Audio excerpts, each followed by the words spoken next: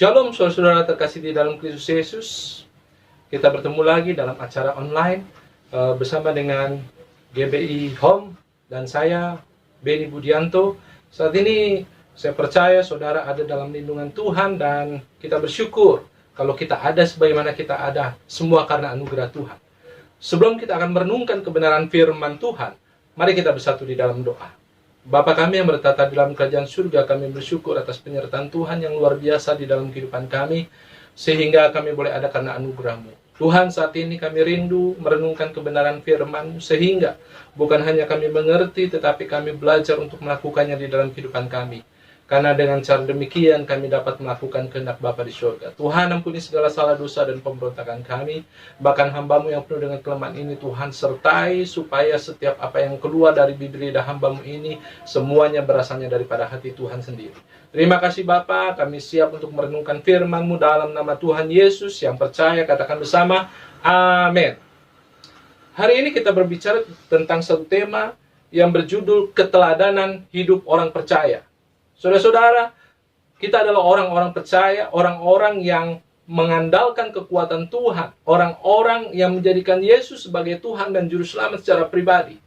Sejatinya saudara-saudara, orang percaya harus menjadi teladan dimanapun mereka berada. Sehingga hari ini, saat ini kita akan merenungkan untuk kita boleh menjadi teladan dimanapun kita berada. 1 Timotius 4 ayat 12 berkata, janganlah seorang pun menganggap engkau lemah, janganlah seorang pun menganggap engkau rendah. Tapi jadilah teladan bagi setiap orang percaya dalam perkataanmu, dalam tingkah lakumu, dalam kasihmu, dalam kesetiaanmu, dan dalam kesucianmu. Ini jelas saudara bahwa kita sebagai orang yang percaya kepada Tuhan dituntut untuk menjadi teladan.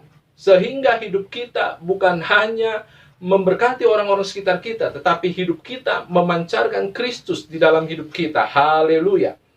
Firman Tuhan berkata di dalam Yohanes 13 ayat 15, sebab aku telah memberikan suatu teladan kepada kamu, supaya kamu berbuat sama seperti yang telah kuperbuat kepadamu. Tuhan Yesus berkata seperti itu pada saat Yesus membasuh kaki murid-muridnya.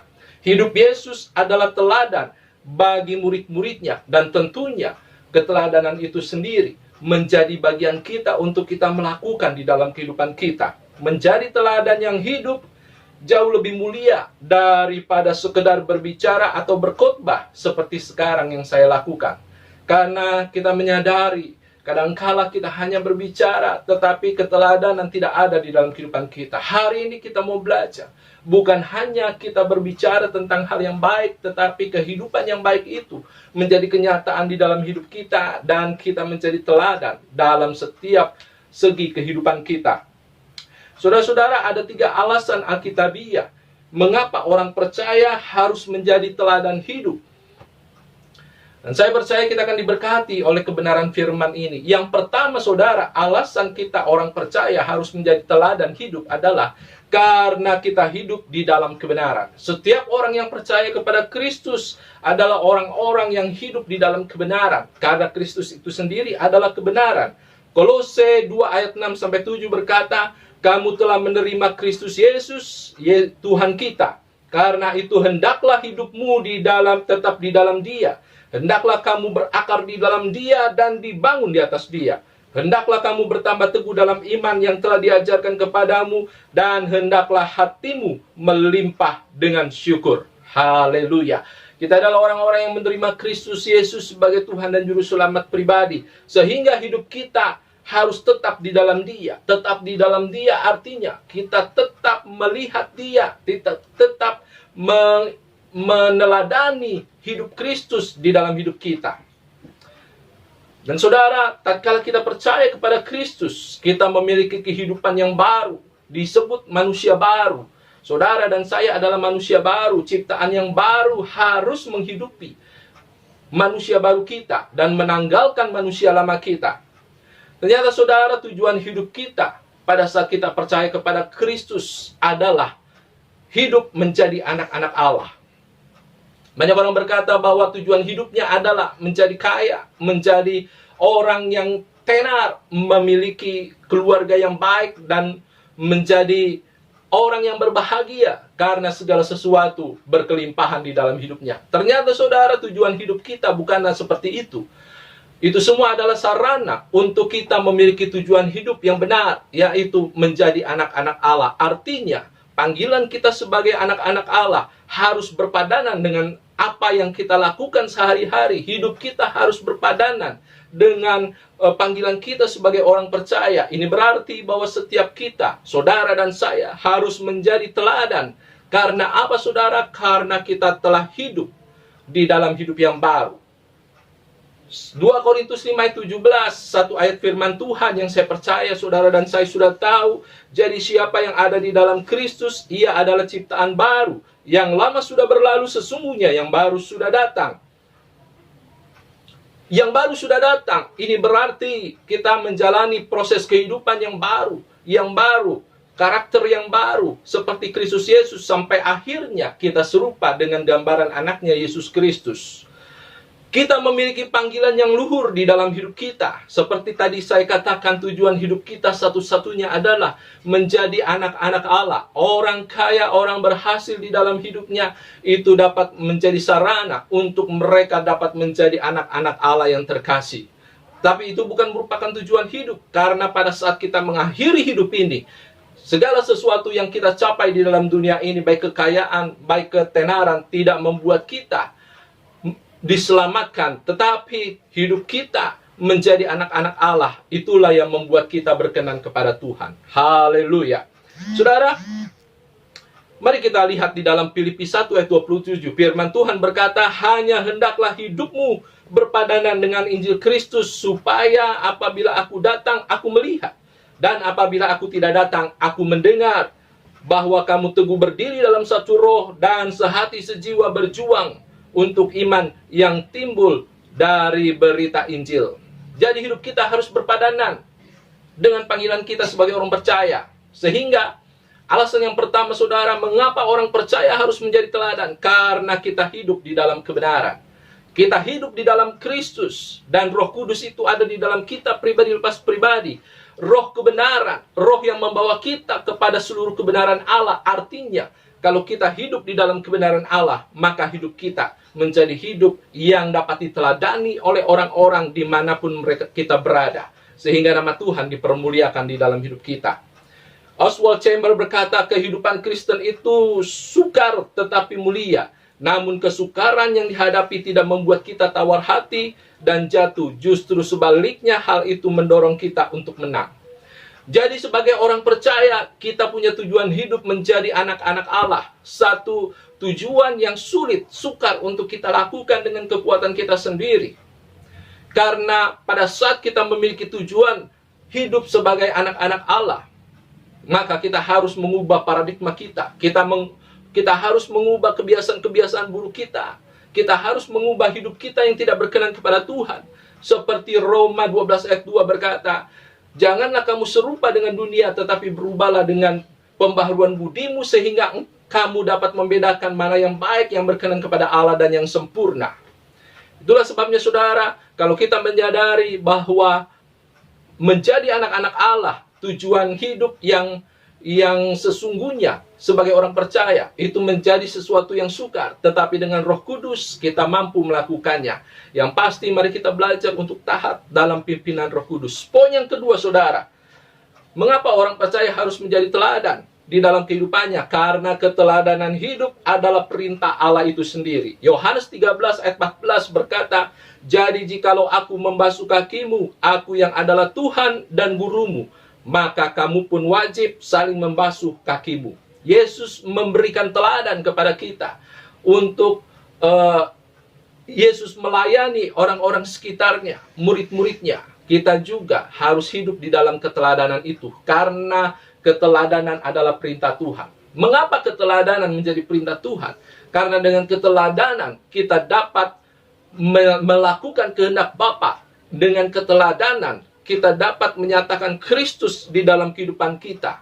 Bukan hanya sekedar berkata-kata, tetapi di dalam tingkah laku kita, di dalam hidup kita, kita menyatakan Kristus kepada orang yang belum pernah mengenal Kristus.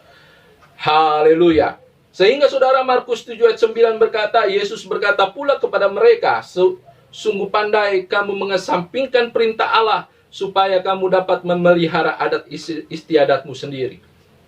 Pada saat itu Yesus menegur orang-orang yang hanya melakukan ritual belaka, yang hanya memelihara adat istiadat dan menganggapnya sebagai bakti kepada Tuhan. Padahal mereka tidak melakukan kehendak Tuhan di dalam kehidupan mereka. Hari-hari ini pun kita diperhadapkan dengan situasi di mana kita kadangkala melakukan kegiatan-kegiatan ibadah kita sebagai satu rutinitas belaka.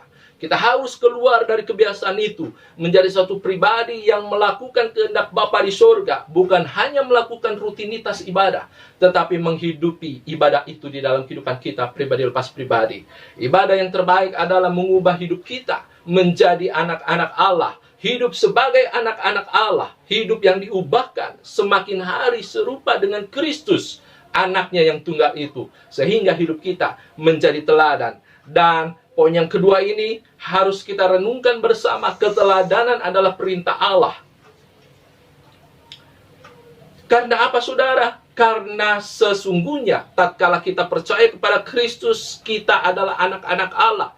Kita adalah surat yang terbuka, surat Kristus yang terbuka. Hidup kita menjadi suratan yang terbuka, dilihat oleh banyak orang, dilihat oleh orang-orang sekitar kita. Sehingga hidup kekristenan harus berbeda dengan hidup yang ada di dalam dunia ini. Karena kita adalah surat Kristus yang terbuka. 2 Korintus 3 ayat 3 berkata, karena telah ternyata bahwa kamu adalah surat Kristus yang ditulis oleh pelayanan kami, ditulis bukan dengan tinta, tetapi dengan roh dari Allah yang hidup, bukan pada loh-loh batu, melainkan pada loh-loh daging, yaitu di dalam hati manusia. Haleluya. Kita adalah suratan Kristus yang terbuka. Artinya hidup kita harus menjadi teladan dimanapun kita berada. Sehingga Tuhan memerintahkan kita untuk kita boleh menjadi teladan. Barang siapa mengatakan ia berada di dalam Dia, ia wajib hidup sama seperti Kristus telah hidup. Jadi keteladanan menjadi perintah daripada Allah, karena Allah menghendaki orang yang percaya kepada Dia hidup seperti Kristus telah hidup. Setiap kita, saudara dan saya, harus memiliki kerinduan menjadi serupa dengan Kristus. Ini berat, tetapi harus kita melakukannya di dalam hidup kita. Ini berat karena kita harus memikul salib kita. Ini berat karena kita harus menanggalkan kesenangan-kesenangan yang bersifat daging. Tetapi kita harus melakukannya, karena dengan cara itu kita dapat melakukan kehendak Bapa di surga. Keteladanan menjadi perintah, karena kita tahu melalui keteladanan kita dapat melakukan kehendak Bapa di surga. Jadilah pribadi-pribadi yang bukan hanya melakukan hal-hal yang menyenangkan hati kita, tetapi melakukan hal-hal yang menyenangkan hati Bapa. Dengan cara apa? Dengan cara menjadi teladan dimanapun kita berada, sehingga hidup kita memberkati orang-orang sekitar kita dan memuliakan nama Tuhan di sorga. Glory bagi nama Tuhan. Dan poin yang ketiga, saudara, alasan Alkitabiah untuk orang percaya menjadi teladan di dalam kehidupannya adalah karena keteladanan hidup merealisasikan kehendak Bapa di dalam hidup kita. Tatkala kita berkata, aku mau melakukan kehendak Bapa di surga, padahal hidup kita tidak menjadi teladan, berarti kita hanya omong kosong belaka. Sehingga sebaliknya, saudara, tatkala kita berkata, aku melakukan kehendak Bapa di surga, itu berarti kita harus menjadi pribadi yang meneladani hidup Kristus, dan keteladanan itu nyata di dalam kehidupan kita hari lepas hari. Yesaya 23, 29 ayat 13 berkata, dan Tuhan telah berfirman, oleh karena bangsa ini datang mendekat dengan mulutnya dan memuliakan aku dengan bibirnya, padahal hatinya menjauh daripadaku, dan ibadahnya kepadaku hanyalah perintah manusia yang dihafalkan. Saudara, Yesaya ini berbicara tentang apa yang dilakukan oleh bangsa Israel yang hanya melakukan ibadahnya secara rutinitas belaka, tetapi sesungguhnya hidup mereka tidak berkenan kepada Tuhan. Mereka hanya berkata-kata bahwa mereka mengasihi Tuhan, tetapi hidupnya tidak memuliakan nama Tuhan. Demikian juga sebaliknya, saudara, tatkala kita berkata kita sedang melakukan kehendak Bapa di surga, hidup kita harus menjadi teladan. Karena keteladanan itu menyatakan bahwa kita sedang melakukan kehendak Bapa di surga. Karena kehendak Bapa di surga adalah kita hidup menjadi pribadi seperti Kristus. Kalau Kristus sudah menjadi teladan, harusnya hidup kita sebagai orang percaya harus menjadi teladan bagi orang-orang di sekitar kita. Sehingga, saudara, ini yang harus kita kerjakan.